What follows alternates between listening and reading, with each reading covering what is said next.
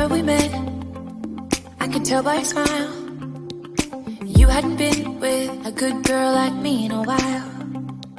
Hi friends, எல்லோரும் எப்படி இருக்கீங்க? உங்களை பார்த்ததில் எனக்கு ரொம்ப சந்தோஷம். இன்றைக்கி நம்ம கிச்சனில் என்ன பார்க்க போகிறோன்னா, லெமன் ரைஸ் பார்க்க போகிறோம். இது பேர் நான் என்ன வச்சுருக்கேன் அப்படின்னா லேசி ரைஸு. ஏன்னா ரொம்ப போர் அடிக்கும் சமையல்னாலே. இன்றைக்கி போர் அடிக்குதே, கொஞ்சம் நேரம் படுக்கலாம் போல் இருக்குது அப்படின்ற சமயத்தில் இந்த லெமன் ரைஸை கிண்டி டக்குன்னு வச்சிடலாம். டேஸ்ட்டாகவும் இருக்கும், அதே சமயத்தில் நம்மளுக்கு ஈஸியாக வேலையும் முடிஞ்சிடும். வாங்க அது எப்படி செய்யலான்னு பார்க்கலாம். அதுக்கு முன்னாடி நம்ம சேனலை சப்ஸ்கிரைப் பண்ணி வச்சுக்கோங்க, கூடவே இருக்கிற பெல் ஐக்கானே ப்ரெஸ் பண்ணி வச்சுக்கோங்க. வீடியோவை மறக்காமல் முழுசாக பாருங்கள். Thank you friends. இன்றைக்கி நம்ம கிச்சனில் லெமன் ரைஸு ரொம்ப டேஸ்ட்டாக செய்கிறது எப்படி அப்படின்றது தான் இன்றைக்கி வீடியோ. லெமன் ரைஸ் பண்ணுறதுக்கு நான் ஒரு 1/4 கிலோ ரைஸு இந்த மாதிரி வடித்து எடுத்து வச்சுருக்கேன். சாதம் வந்து வேக வைக்கும்போது கொஞ்சமாக உப்பு போட்டு வடிச்சுக்கோங்க, அப்போ தான் ருசியாக இருக்கும். அந்த சாதத்தில் ஒரு டேஸ்ட்டு கிடைக்கும். புளி சாதத்துக்கும் அப்படி தான் பண்ணணும். தேங்காய் சாதம் இந்த மாதிரி வெரைட்டி ரைஸ்க்கெல்லாம் கொஞ்சம் உப்பு போட்டு வடிச்சுக்கோங்க, டேஸ்ட்டு அருமையாக இருக்கும். அந்த மாதிரி நான் சாதம் வடித்து ஆற வச்சுருக்கேன். இந்த மாதிரி நல்லா ஆற வச்சுக்கணும். சூடான சாதத்தில் நம்ம லெமன் குழம்பு போட்டோம்னாக்கா கிண்டும் போது கொல கொலன்னு ஆகிடும். அதனால் கொஞ்சம் இதை நல்லா ஃபேனில் ஆற வச்சு எடுத்து வச்சுக்கோங்க. அடுத்தது நம்ம எலுமிச்சைப்பழ மிக்ஸ் வந்து எலுமிச்சை சாதத்துக்கு ஒரு மிக்ஸ் பண்ணுவோம் இல்லைங்களா, அது எப்படி பண்ணுறது அப்படிங்கிறத இப்போ பார்த்துருவோம். எலுமிச்சம்பழ மிக்ஸ் பண்ணுறதுக்கு வானல் சூடு பண்ணியிருக்கேன். ஃபஸ்ட்டு எண்ணெய்லாம் எதுவுமே ஊற்றக்கூடாது. வெறும் வானலில் ஒரு 1/2 ஸ்பூன் வெந்தயம், 1/2 ஸ்பூன் அளவுக்கு வெந்தயத்தை வறுத்து எடுத்துப்போம். இது நல்லா வாசனையாக இருக்கும். அதாவது வறுத்து இடித்து அந்த குழம்புல போடணும். அப்போ தான் டேஸ்ட் நல்லாயிருக்கும், சாப்பிட்றதுக்கு நல்லா கமகமன்னு இருக்கும். இது நல்லா பொரியட்டும். நல்லா வறுபட்டுருச்சு. இதை இடிக்கிற கல்லில் போட்டு நல்லா இடித்து எடுத்துகிட்டு வந்துருங்க, இல்லைன்னா அம்மியில் நுணுக்கி கொண்டு வந்துருங்க. ஏன்னா மிக்சிக்கு பத்தாது இது, அதனால் சொன்னேன். இதை பொடி பண்ணி கொண்டு வந்துடலாம். இப்போ அதே வானலில் கொஞ்சமாக நல்லெண்ணெய் ஊற்றுறேன். இந்த மாதிரி வெரைட்டி ரைஸ்க்கெலாம் நல்லெண்ணெய் ஊற்றுங்க. எலுமிச்சை சாதம் புளி சாதம் ரெண்டுத்துக்குமே நல்லெண்ணெய் தான் நல்லாயிருக்கும். கொஞ்சமாக ஊற்றிக்கலாம். எண்ணெய் சூடாகட்டும். அதுக்குள்ளே நம்ம என்னென்ன எடுத்து வச்சுருக்கேன் அப்படின்றத உங்களுக்கு காமிக்கிறேன். இந்த சைஸில் 2 எலுமிச்சம்பழம் எடுத்து வச்சுருக்கேன். 1/4 கிலோ ரைஸுக்கு 2 எலுமிச்சம்பழம் கரெக்டாக இருக்கும். பெருசாக இருந்தால் 2 எடுத்துக்கோங்க, சின்னதாக இருந்தால் 3 எடுத்துக்கோங்க. பச்சை மிளகா காரத்துக்கு ஏற்ற மாதிரி எடுத்து வச்சுருக்கேன். எலுமிச்சம்பழத்தை புழிஞ்சி இந்த சாறு எடுத்து வச்சுருக்கேன்.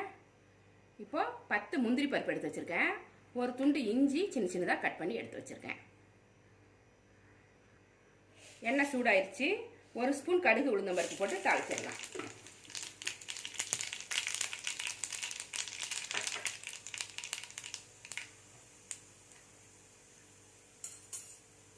ஸ்டவ்வை கம்மி பண்ணிக்கோங்க.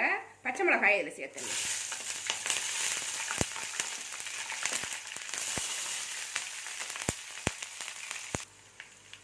அடுத்தது இஞ்சியும் போட்டுக்கலாம். இஞ்சி போட்டுக்கோங்க. முந்திரி பருப்பையும் இதிலே போட்டுக்கலாம்.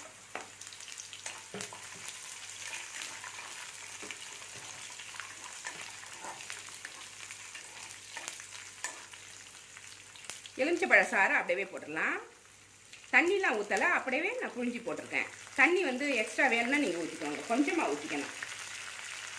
இதுலேயே நிறைய சாறு வந்ததால் நான் தண்ணி சேர்க்கலை. அடுத்தது கொஞ்சமாக மஞ்சள் பொடி போட்டுக்கலாம். 1/4 ஸ்பூனுக்கு கொஞ்சம் குறவாகவே போட்டிருக்கேன். உங்களுக்கு கலர் எவ்வளோ தேவையாக போட்டுக்கோங்க. கொஞ்சம் அதிகமாக போட்டிங்கன்னா திக்கு கலராக வந்துடும். 1/4 ஸ்பூன் போட்டிருக்கேன். பெருங்காயம் கொஞ்சம் போட்டுக்கோங்க. பெருங்காயம் வந்து உங்களுக்கு 1/4 ஸ்பூன் போட்டுக்கோங்க. அப்போ தான் நல்லா எடுப்பாக வாசனை வரும். உப்பு தேவையான அளவு போட்டுக்கோங்க. ரைஸில் கொஞ்சம் உப்பு போட்டிருக்கோம், அதனால் இதில் கொஞ்சம் குறைச்சி போட்டுக்கோங்க. பத்தலைன்னா அப்புறமா போட்டுக்கலாம். இப்போ எல்லாமே போட்டாச்சு, கலந்துட்டு ரொம்ப நேரம் கொதிக்கக்கூடாது. லெமன் வந்து ரொம்ப நேரம் கொதிச்சுன்னா கசப்பு ஆகிடும். அதனால் ஒரு செகண்ட் ஒரு 30 செகண்ட் கொதிச்சா போதும்.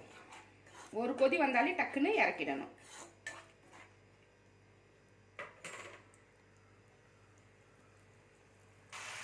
நல்லா கொதிச்சிருச்சு.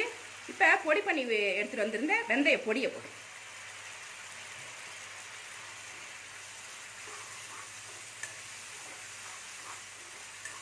அவ்வளோதான், இது ரெடி ஆயிடுச்சு. இதை ஆஃப் பண்ணிவிட்டு நம்ம சாதத்தில் போட்டு கிளறிடலாம். ரொம்ப நேரம் கொதிக்க வைக்காதீங்க, கசப்பேறிடும்.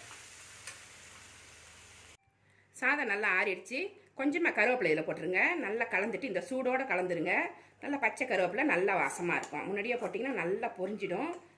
அப்போ நம்மளுக்கு வந்து கலர் கிடைக்காது. இப்படி போடும்போது நல்லா க்ரீனிஷாக இருக்கும். அப்படியே சாதத்தில் கொட்டிட வேண்டியதான்.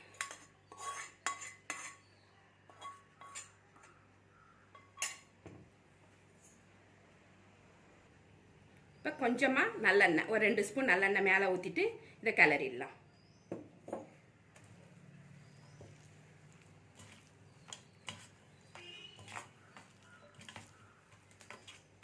சாதம் உதிரியாக இருந்தால் தான் லெமன் ரைஸ் வந்து நல்லாயிருக்கும். புளி சாதமும் அப்படி தான், உதிரியாக இருக்கும்போது தான் நல்லாயிருக்கும். வெந்திருக்கணும், அதே சமயம் உதிரியாக இருக்கணும், வித விதையாக இருக்கக்கூடாது. இப்போ எல்லா பக்கமும் கலக்கிற மாதிரி நல்லா கலந்துருங்க. உப்பு இந்த சமயத்தில் செக் பண்ணிக்கோங்க, பக்கத்தில் அந்த சமயத்தில் போட்டுக்கலாம். சாதத்துலேயும் உப்பு போட்டிருக்கிறதால டேஸ்ட்டாக இருக்கும். இது லெமன் சாதம் சூப்பராக ரெடி ஆகிடுச்சு. 10 நிமிஷத்தில் நம்மளுக்கு வந்து ஒரு லஞ்ச் ரெசிபி ரெடி ஆகிடும். ரொம்ப சூப்பராக இருக்கும். இது ஒரு பிளேட்டில் எடுத்து வச்சு உங்களுக்கு காமிக்கிறேன். லெமன் ரைஸ் சூப்பராக ரெடி ஆகிடுச்சு. இந்த ரெசிபி உங்களுக்கு பிடிச்சிருந்தா நம்ம சேனலை சப்ஸ்கிரைப் பண்ணி வச்சுக்கோங்க. கூடவே இருக்கிற பெல் ஐக்கானையும் ப்ரெஸ் பண்ணி வச்சுக்கோங்க. லைக் பண்ணுங்கள், ஷேர் பண்ணுங்கள், கமெண்ட் பண்ணுங்கள். இவ்வளோ நேரம் என்னோட வீடியோவை பார்த்தா எல்லாருக்குமே நன்றி. Thank you friends.